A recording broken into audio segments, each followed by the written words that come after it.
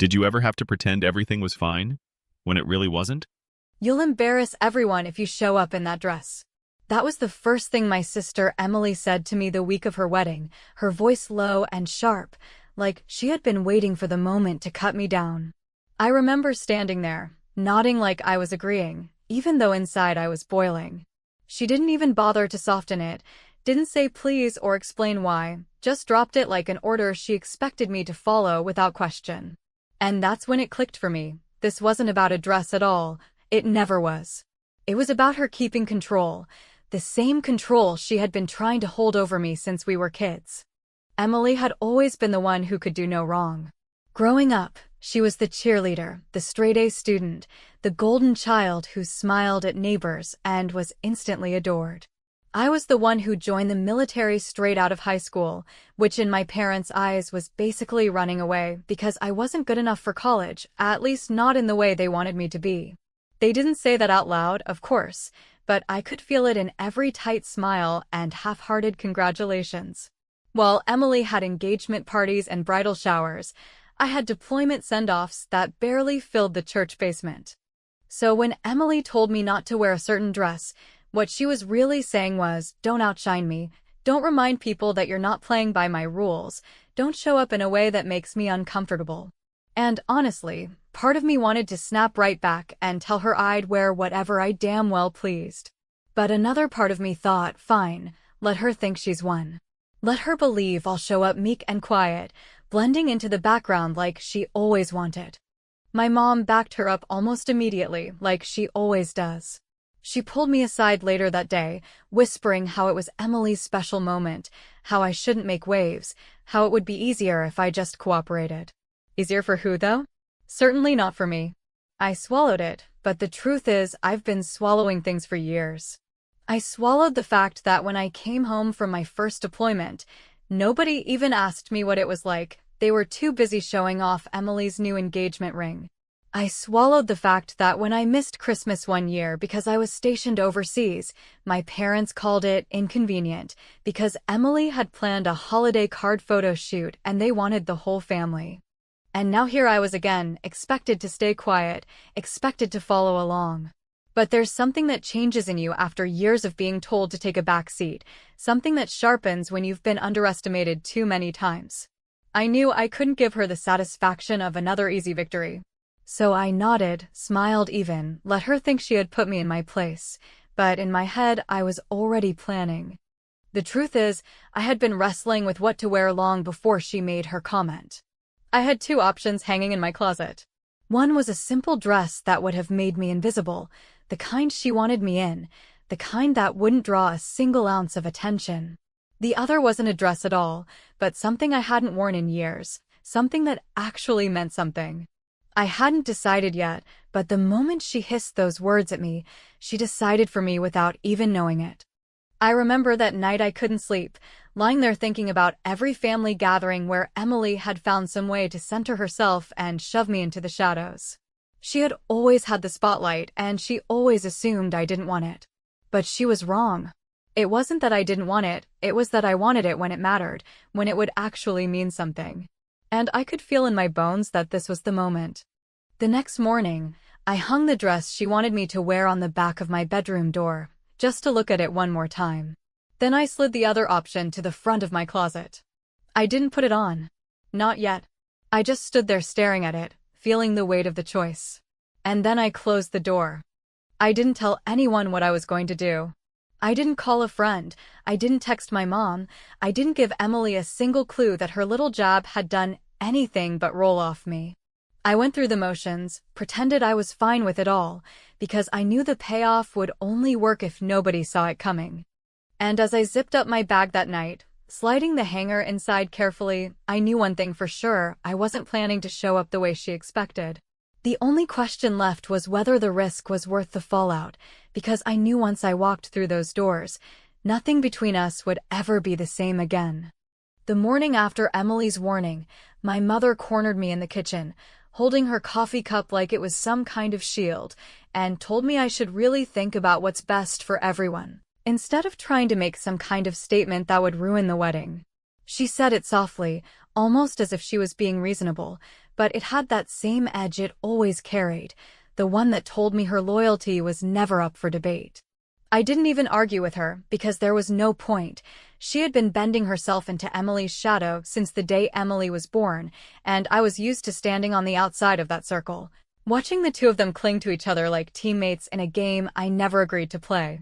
My mother's voice was calm, but the message was blunt. Stay quiet, fade into the background. Don't disrupt the story Emily has been telling everyone about her perfect life. It reminded me of every other time she'd pulled me aside when we were kids, telling me not to upset Emily when she was tired, not to wear something too loud when Emily had a big event, not to expect too much when Emily had already done something first. My mom probably thought she was keeping the peace, but really she was teaching me that Emily's comfort was more important than my existence, and I had absorbed that lesson so deeply that I almost believed it for years. The only time I ever felt like I had truly stepped out of that shadow was when I signed my enlistment papers and left for basic training. For once in my life, the choice had been mine alone, and Emily couldn't spin it or outshine it. But even then, my family made sure to remind me that it was a decision they didn't really understand. I still remember coming home from my first deployment, exhausted, thinner than I'd ever been, and trying to share just a little about what I had seen. The room was half listening at best, because Emily had just gotten engaged, and the only thing anyone wanted to talk about was her ring, her dress shopping plans, and how her fiancé proposed in some elaborate way that made them all swoon. My dad offered me a quick pat on the back, my mom said she was glad I was safe, and then it was straight back to Emily, Emily, Emily. I didn't even make it into a single picture that night, because the camera was always angled toward her, toward the life she was building that fit the mold perfectly. And as bitter as it sounds, I think that was the moment I stopped expecting recognition from my family. But something shifted when Emily snapped at me about that dress. Maybe it was the way she looked at me like I was dirt under her shoe. Maybe it was the fact that I had been gone for years serving my country and still somehow managed to be the one she thought could ruin her big day, but it hit differently. It wasn't just about being overlooked anymore, it was about being deliberately shoved down, and I realized that if I gave in again, if I let her dictate how I showed up, I'd never stop being the afterthought. That realization sat heavy on my chest as I opened my closet the night before the wedding. I had pulled both options out, laid them on the bed like I was weighing two completely different versions of myself. On one side, the quiet dress that Emily had essentially ordered me to wear, which would guarantee I'd blend into the background photos like a placeholder. On the other side, my uniform, pressed but unworn for years, carrying with it every deployment, every missed holiday, every scar that didn't show. Choosing one meant another silent surrender, choosing the other meant risking war inside my own family. I stood there staring at them, my hands trembling more than I wanted to admit, because the truth is, I wasn't sure if I was brave enough to deal with the fallout. That night I lay awake, listening to the clock tick, replaying every time I'd been brushed aside. I thought about the Christmas where I was overseas and my mom's only comment had been how inconvenient it was that I wouldn't be in the family holiday card. I thought about the Thanksgiving when I came home late from training and walked in just in time to hear my aunt say she wasn't sure what I was even doing with my life, while Emily sat there glowing, talking about her new job promotion. And I thought about how Emily had laughed years ago when she introduced me to her friends by saying, "This is my sister. She's in the army because she hates school." She said it like a joke, but the sting never really faded. By the time dawn broke, I knew deep down I couldn't put that dress on, because if I did, I'd be agreeing with every dismissive comment, every undermining whisper, every time they had told me without saying the words that my life and my choices didn't measure up. I needed to do something that would finally speak louder than all of them combined, even if it caused a scene, even if it sparked another round of whispers about me being dramatic. So I packed my bag in silence, slid the uniform inside carefully, and zipped it shut without looking back. Nobody saw me do it, nobody knew what was in there, and I didn't give anything away in my face when I showed up to help with last-minute decorations. Emily thought she had me exactly where she wanted me, quiet, controlled, and harmless. But what she didn't know is that I had already made my choice, and once I walked into that ceremony, there would be no taking it back. And as I drove away that night, heading toward the hotel where I'd be staying before the wedding, the only thought that kept circling my head was whether I had just set myself up for the biggest fight of my life, or the most satisfying moment I would ever have. The morning of the wedding started with the same tension that had been building for days, only now it was wrapped up in fake smiles, stiff hugs, and the constant sound of people running around pretending everything was perfect. I woke up early, not because I had anywhere to be that soon, but because my mind would not shut off. I had barely slept, going over in my head what was waiting for me, the way the whispers would start the second I arrived, the way Emily would be watching for the smallest mistake so she could file it away as proof that I had ruined her special day. My hands shook as I ironed the uniform one last time, pressing it with slow, careful strokes, every motion both terrifying and empowering, because I knew what I was about to do would not be forgiven easily. When I arrived at the venue, the air was already thick with tension that had nothing to do with me and everything to do with the chaos of a wedding day, but somehow my presence always carried its own storm cloud. Emily's bridesmaids were scattered in the hall with curling irons and half-eaten bagels, and every single one of them gave me the kind of look you give someone you don't quite want in the picture, but have no choice but to tolerate. One of them made a comment under her breath about how at least she didn't wear the wrong thing yet, and they all laughed softly, thinking I couldn't hear. I smiled politely and kept walking, not even breaking stride, because I had bigger things to focus on than the petty giggles of women who had been trained to orbit around Emily like satellites around a planet. I offered to help where I could, but the answers were clipped and dismissive, the kind that are supposed to sound polite but carry the sting of rejection. No, we've got it handled. Don't worry about it. Just sit down and relax. Relaxing was the last thing on my mind. I was invisible when they wanted me to be, and a problem when they didn't, and I had grown used to that paradox long ago. The photographer even told me to wait outside the bridal suite because Emily didn't want me in too many of the pre-ceremony photos. She wanted symmetry, she wanted perfection, she wanted control, and I was a threat to all three. As I stood there in the hallway, I could hear fragments of conversation drifting out of the room, relatives I barely knew whispering about me, about how I never settled down, about how I should have chosen a career that kept me closer to home, about how Emily had done everything right. Every word was like sandpaper against skin I had already rubbed raw, and I wondered how many more times I was supposed to swallow it before it cut too deep. But I stayed quiet, I kept my head down, and I let them believe they had me figured out, because the moment of truth was not here yet. Guests started arriving, the sound of chatter filling the hall, the rustle of programs, the shuffle of feet finding seats. I stayed in the back, hidden, waiting for the music to start, my heart pounding so hard I thought it might actually give me away. My palms were damp, and I clenched them into fists, whispering to myself that I had earned this moment, that everything I had sacrificed gave me the right to stand tall, no matter what anyone thought.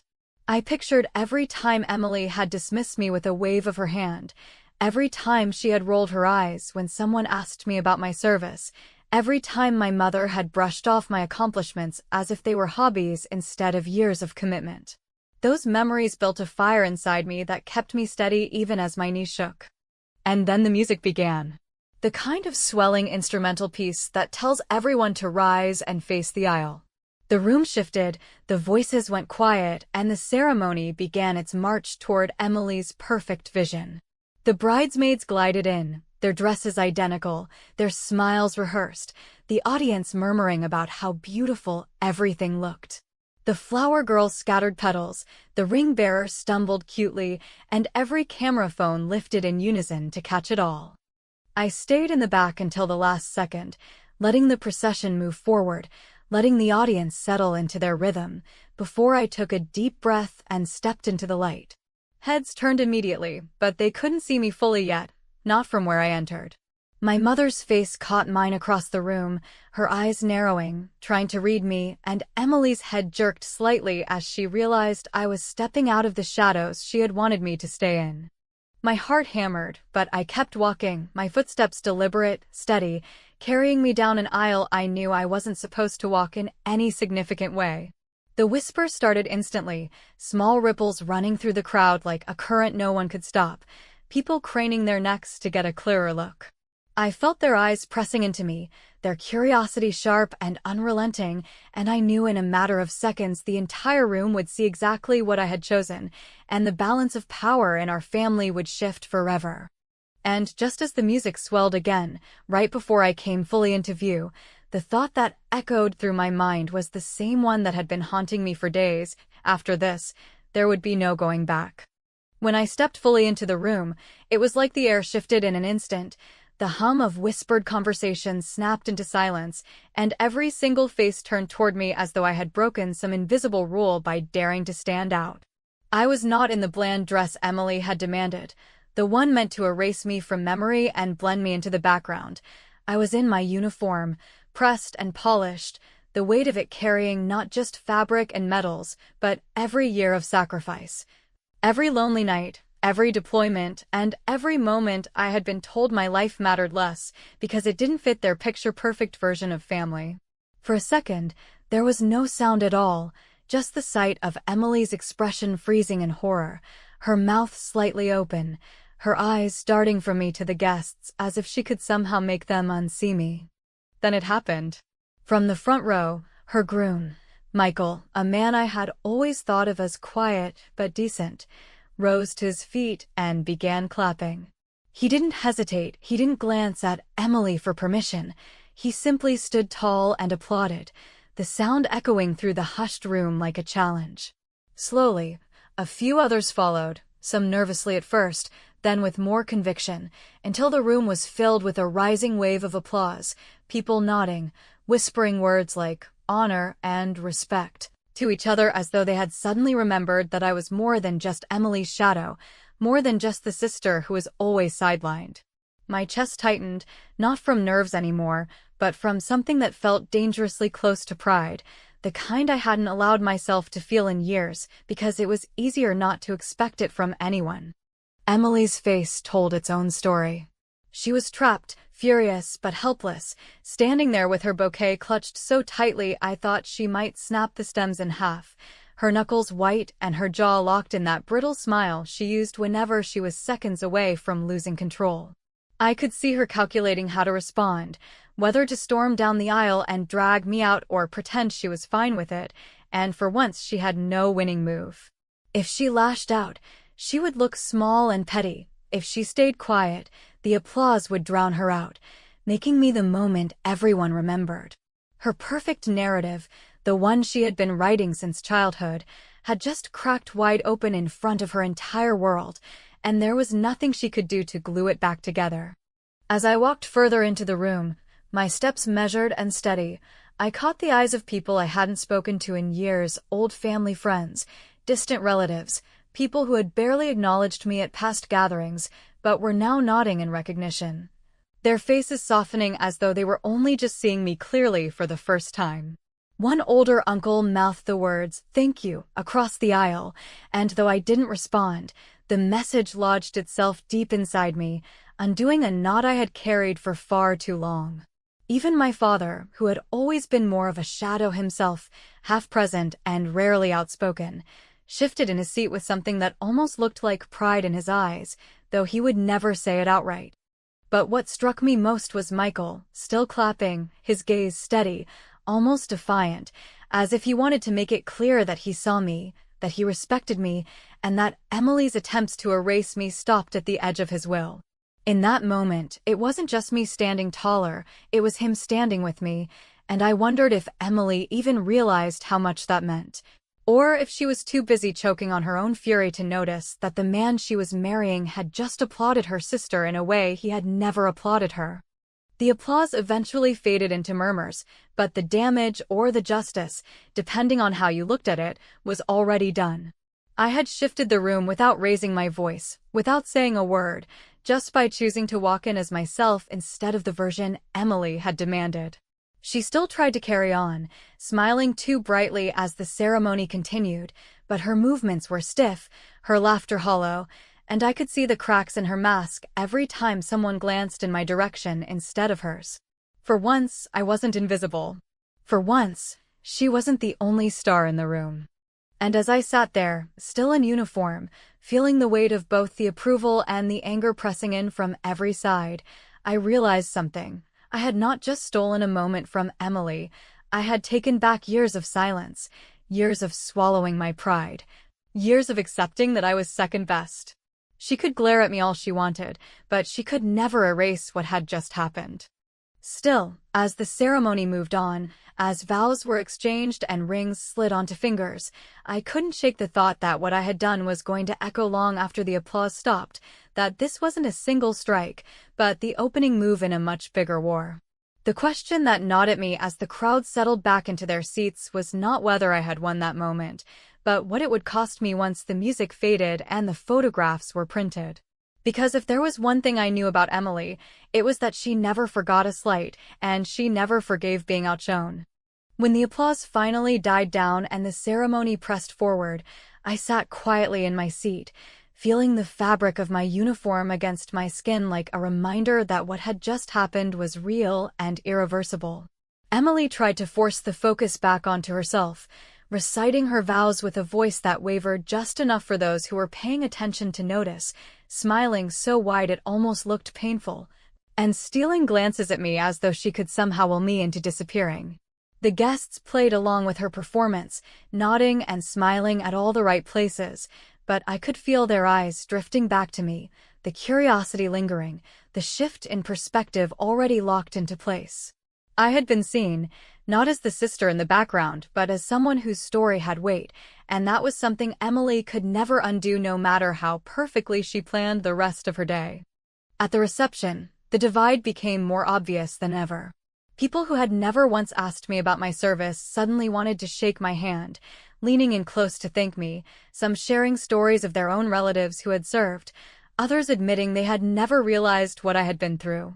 Their words were clumsy at times, the kind of awkward gratitude that comes when people finally recognize what they should have acknowledged long ago, but even so, it felt like a door had opened that had always been slammed shut before. I accepted it with a polite smile, listening carefully, but inside I was replaying the look on Emily's face, the way her groom's applause had burned through her, the way her perfect day had been cracked down the middle by something she couldn't control. Emily kept her distance, circling the room with her new husband, but avoiding me like I was a landmine she couldn't step near without detonating. My mother, on the other hand, came at me full force, her voice low but firm, asking why I had chosen that moment, why I couldn't have just worn the dress and let Emily have her day without interference. She didn't congratulate me, she didn't thank me, she didn't acknowledge the applause or the respect I had been shown, she only scolded me, because in her eyes my choice had been selfish. I listened, nodding at first, but then I told her something I had never said before, that I had spent my entire life shrinking myself so Emily could shine, and that if wearing my uniform was the worst thing Emily had to endure on her wedding day, then she was still luckier than she realized. My mother didn't reply, she just stared at me with a mix of anger and confusion, as though she couldn't quite recognize me anymore. My father surprised me the most. He rarely said much, usually letting my mother and Emily steer the family narrative while he stayed in the background, but later in the evening he walked over, rested his hand briefly on my shoulder, and said, "You did good." It was simple, almost gruff, but it carried more weight than any of the dozens of thank yous I had gotten from strangers that night, because it was the first time he had looked at me as if he understood what it meant to finally stand tall in front of them all. That moment alone made the risk worth it, no matter how much backlash would follow. Michael, Emily's new husband, sought me out as well. He found me near the edge of the dance floor, away from the crowd, and with a calm voice he told me he admired what I had done, that it took courage to claim space in a family that had always pretended not to see me. He didn't say it loudly, he didn't linger long, but his words carried the same clarity as his applause earlier, and for a second I wondered if Emily realized just how significant his response had been, or if she would block it out the way she blocked out anything that didn't serve her version of reality. As the night wound down, I found myself alone in a corner, watching Emily twirl in her gown, laughing too hard at jokes, pressing too tightly against Michael's side, performing for the crowd as though nothing had happened. But the truth was there in the way guests kept glancing at me, in the way conversations shifted when I walked by, in the way her perfect image had been permanently stained by the knowledge that she wasn't the only one in the family who could command a room. I didn't feel guilty, not even for a moment. Instead, I felt something closer to peace, because for once, I had made a choice that couldn't be swallowed, spun, or silenced. Driving home the next day, my uniform folded carefully in the seat beside me, I thought about the fallout that was surely waiting. I knew Emily would never forgive me, that my mother would keep reminding me of how I ruined the wedding, that the family gossip would twist the story into something messy and self-serving. But none of that mattered as much as the fact that when I walked into that room, I had finally stopped letting them decide who I was allowed to be. Maybe Emily will always hate me for it, maybe my mother will never understand, and maybe the family will keep dividing itself into sides whenever my name comes up. But for me, that moment was the closest thing to justice I could have asked for, because it reminded everyone, including myself, that I was not someone to be erased. And as much as I wish I could say that it ended neatly, that Emily and I somehow reconciled, or that the family found balance, the truth is less tidy. We are fractured in ways that may never be repaired. But what I carry with me, stronger than the bitterness or the fallout, is the memory of standing in that room, hearing the applause rise, and knowing that even if it cost me every ounce of family harmony, it was still worth it. Because for once, I was not the sister in the background, I was the one who made them stop, look, and finally see.